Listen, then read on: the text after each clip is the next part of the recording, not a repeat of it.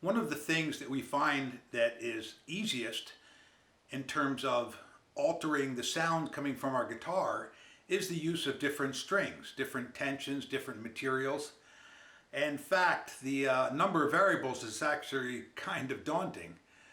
So I figured I would pick the brain of a concert artist, my guitar teacher, Colin Davin, and we sat down and we talked about all things strings. But before we get to hear his opinions, please subscribe to this channel. Also, you should visit nylonplucks.com/string theory to see a full article all about this issue. He's also the co-chair of the guitar department at Cleveland Institute of Music here in Cleveland, Ohio. Is it time to figure out how to find your dream set of strings? Yeah. So here it is. So now the question is, when Colin Davin, who, I don't know if we've talked about it yet. So you are an Augustine artist, and so you play Augustine strings, and particularly Augustine Regal Blue. Actually, when you're speaking of mixing and matching. So what Augustine is, the color is the tension, and then right. So there's red, blue, black, something. And then the basses, and then the... Well, I think that's the basses. Those are bass tensions, right. And then the nicknames go with the trebles, basically. Okay, the Regal and Imperial and Classic, right. So Augustine Regal, so that's kind of the blue, which is the high tension. And that's basically their brightest string. Of their nylon strings. I can't speak to that. They just started making carbon. Yeah, right? But Augustine is famous for basically inventing the nylon string, and so that's their specialty and what they're known for. I do know some people who play the Augustine Paragons, are the carbons, and like them a lot. So I think they're doing good work with carbon as well. Right. But the Regals are kind of the brightest, most projecting string. On my guitar, which I think I mentioned, it has a pretty nice natural warmth to it. I can get a string that's a little brighter and projects better to help me out in those concertos and chamber music gigs. Right. And it balances nicely with the natural resonance of my guitar, so I don't need necessarily a warmer string, which the Imperials, for example, might be in that direction. Right. Okay. So now we know what you play and why you play it and why you like it. So now we're going to go on to the unknown part of the show, which is to say, now let's say we had a developer somewhere and he is now believes that he has the ultimate string for you. Okay. And we don't have a name because, of course, we haven't patented it yet. But here it is. I have it in my pocket, and we're going to put it on your guitar. How are you going to figure out what you like and what you don't like about this unknown set of strings? Yeah. So maybe I'll kind of play through let's do some a demo. of We'll do it. This is the demo part of the show. Things that I would look for. Right. Basically, the things I'm looking for in a set of strings are going to be balance across the instrument, the way the string just feels in my hands, and then the way the string sounds. So I kind of start with feel, actually. Just seeing it, get it strung up, get the strings settled, mostly in tune, and then I'm just seeing, what's actually the tactile experience of this string. For example, carbons, I just don't like how they feel.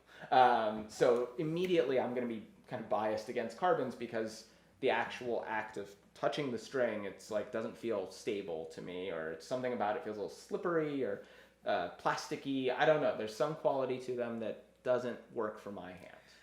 Have you found among nylon strings that some feel different? Yes. I mean, outside of not including tension, which of course will feel different. Yes, there are certain brands. Actually, the thickness of a nylon string is a big difference, and there's very subtle, maybe tactile differences in how they feel. But for example, if you have a brand A, B, and C, and they're all high tension nylon, they can feel different. Yeah. And for me, with nylon, the big difference is with the thickness of the string. So there are some that are a bit thinner, and they tend to also sound even at high tension. So even at high tension. Okay. Yep. And I've just, to me, a string that is too thin, it feels like I'm going to break it, but just by playing it. A string that might be a little thicker could feel like it's too heavy, too resistant, and I'm expecting, before I even play a note, let's just say I prepare on the string, like, I bet this is going to sound tubby. You know, You're right. Immediately I'm kind of feeling that. So for me, I'm looking for that Goldilocks just right. Not too skinny and not too thick. So there's that feel issue is kind of the first one, and then with the tension. And the same goes then for basses, right? Yeah. Basses, For different, basses, different brands feel different, even same tension, same potentially plating, whatever. Okay. Right. Yeah. I find the trebles are a little more noticeable to me. I feel like I'm more picky about that feel, but it's there for basses as well. And then the way the string kind of resists your attack. Right. So as I kind of like dig into a string,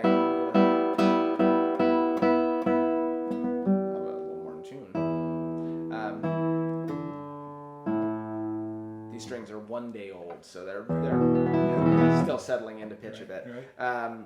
But yeah, just feeling like how does the string push back as I push in to get ready to play, for example. So I do a couple like push-ups on the string and pluck through. And I want it to feel solid. I want to feel like I'm doing something, but I also don't want to feel like I'm fighting to kind of overcome the string too much. So all of these issues of feel, in some ways, are the most important because I can't get past it if I don't like how the strings feel. So sound is the most important outcome. Right.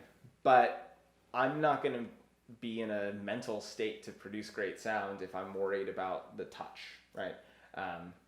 Yeah. Do you think that like I wonder as a beginner, I would always think, well, it's not the string, it's me.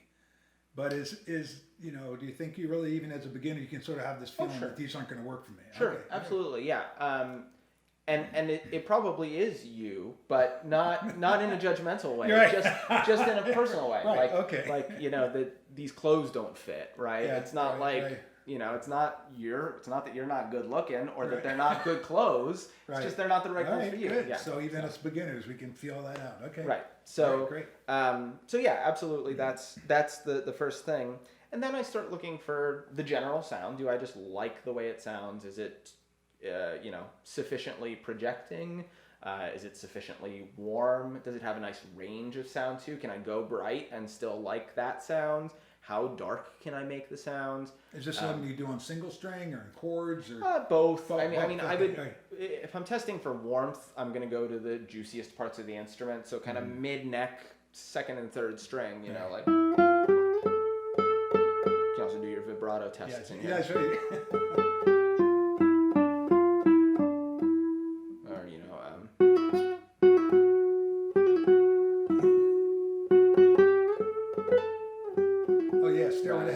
Right, yes, classic. Yeah. So, testing out little riffs like that. How's the projection? How's the clarity of the strings?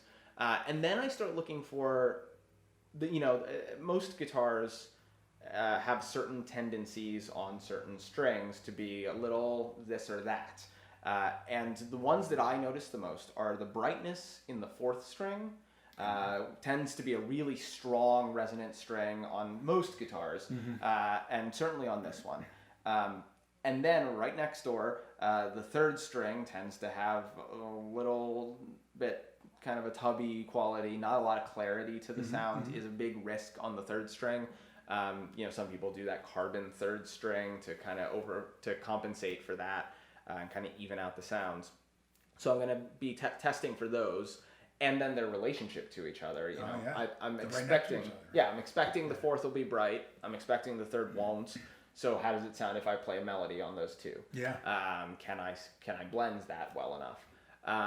Sometimes first strings are a little too bright, so I want to make sure the first string is able to project, but do so with warmth and resonance and richness. Even on the open E. Even on the open E, but then through the range of that string. And then little things like, sometimes the sixth string, can be overdriven a bit. I know I haven't found a sixth string that I don't overdrive a little bit.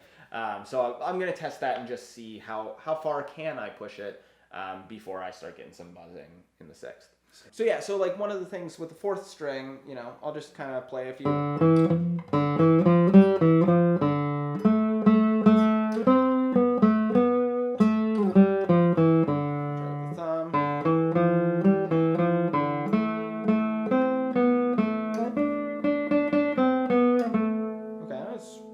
pretty good. It sounds. So you're really leaning into this. That's how you test the fourth, right? Yeah. I go for it with the fourth. Okay. And then like this little lick from Asturias is a good example, I think, of the fourth. You know. I'm gonna try with the thumb. Or even if I rest stroke with the thumb.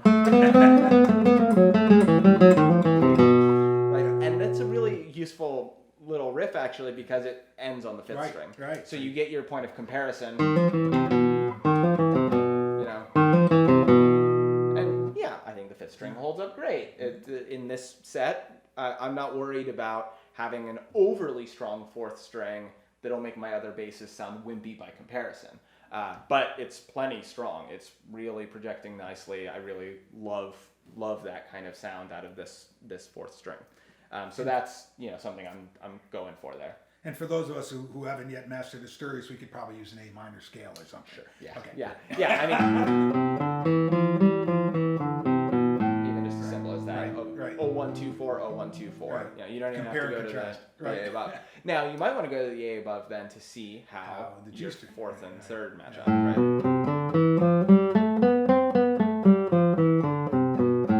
Right. So.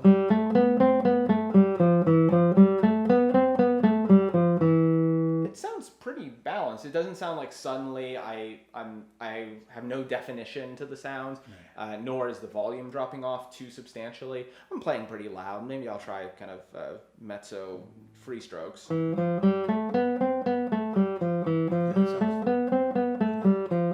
all right. I do notice that the fourth string still projects pretty well with not a lot of work. And the third string is starting to need extra effort, but that's to be expected. That's how it mostly goes. So then I would go to the first. Sometimes first string is nice to try out on like an arpeggio kind of pattern, see how the resonance is with other strings ringing.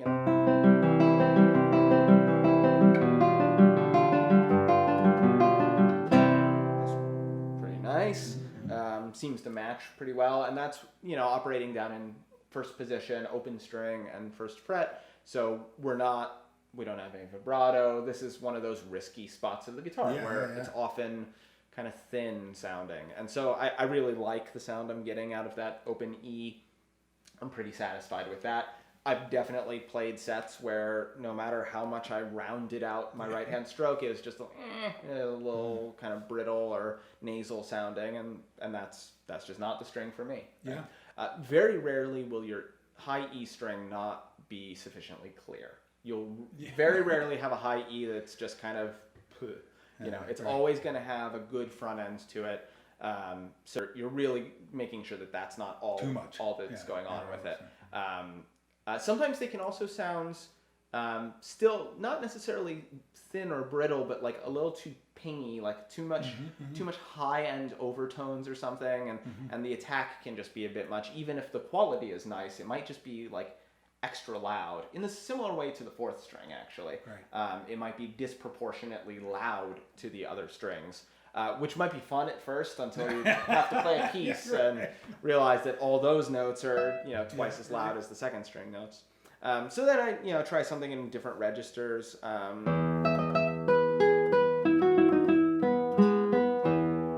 Slightly different finger.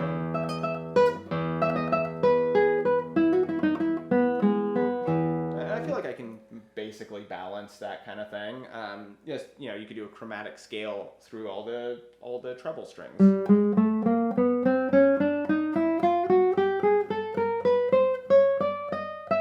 Right, I'm just seeing if I can kind of get something like a consistent sound all the way up through that scale. It feels pretty good. I don't notice too much difference. Even comparing then unison notes.